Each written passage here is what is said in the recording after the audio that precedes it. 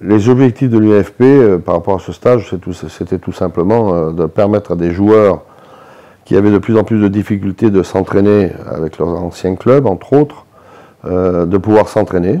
C'était la première des choses. Ensuite, nous avons organisé dans le cadre des stages des matchs, pour ça, tout simplement que ces joueurs puissent être vus en situation réelle. Parallèlement, c'était un moment difficile pour les joueurs d'attendre le téléphone, d'attendre une proposition. Et c'est aussi un accompagnement psychologique auprès de joueurs qui traversaient une période difficile. Oui, on a complètement créé une structure professionnelle. Alors c'était au tout début, donc au début des stages pendant un mois, et au fur et à mesure des années, les stages ont duré plus de 2 mois. Et effectivement, c'était, on va dire, un club temporaire qu'on a mis en place avec des conditions effectivement professionnelles, un encadrement professionnel, des kinés, des infrastructures professionnelles et des matchs contre des équipes professionnelles.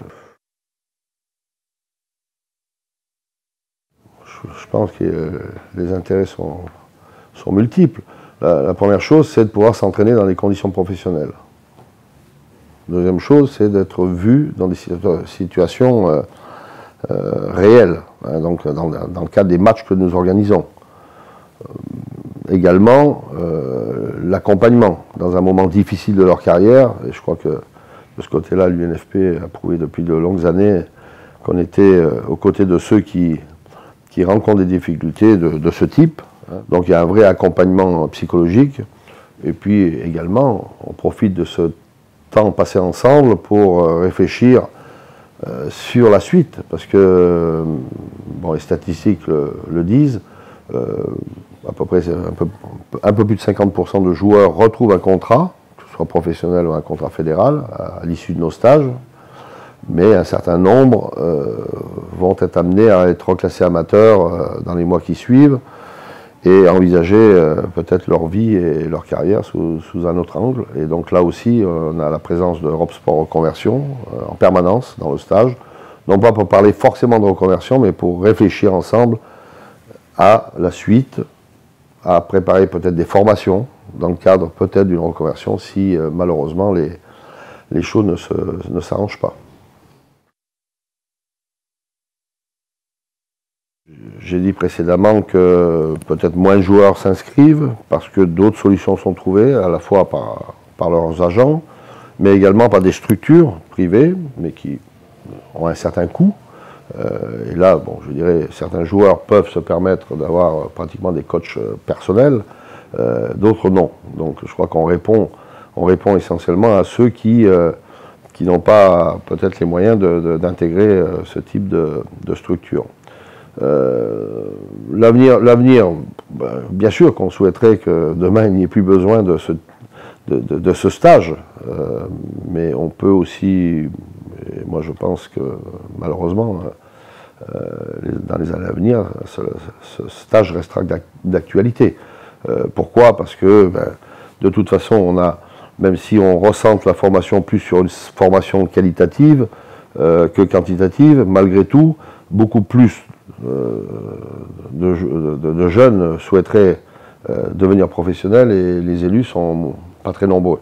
Donc je crois que le stage, malheureusement, a sa raison d'être et va être encore très présent dans notre environnement dans les années à venir. Maintenant, chaque année on débriefe, chaque année on réfléchit, qu'est-ce qu'on peut faire de plus, qu'est-ce qu'on peut faire mieux. J'ai évoqué un peu plus de 50% de joueurs participant au stage qui retrouvent un contrat professionnel. On souhaiterait bien sûr qu'il y en ait beaucoup plus, hein, même s'il n'y a qu'un seul joueur qui est resté sur le bord du chemin, c'est un de trop, quoi. Donc on va tout faire pour encore améliorer cette situation. Qu'est-ce qu'on pourrait dire à des joueurs qui peut-être sont réticents à à venir dans le stage. Regardez les statistiques des joueurs qui sont passés par le stage, qu'est-ce qu'ils étaient au moment des stages et qu'est-ce qu'ils sont devenus. Un certain nombre ont rebondi de façon probante, donc déjà. Oui, si ce n'est que l'un des plus récents, peut-être, c'est notre ami Signorino qui est passé par Laval lorsqu'il est sorti du stage et qui aujourd'hui est à Reims, en Ligue 1, alors qu'il était à deux doigts de mettre fin à sa carrière tellement qu'il était dégoûté. Donc voilà, bon, c'est un exemple, mais on peut, sur toutes ces années, on a chaque année 4-5 joueurs qui ont réintégré la Ligue 1. D'autres qui ont fait ensuite des carrières tout à fait honnêtes en Ligue 2. Bon, donc de ce côté-là, il y a juste à regarder les stats.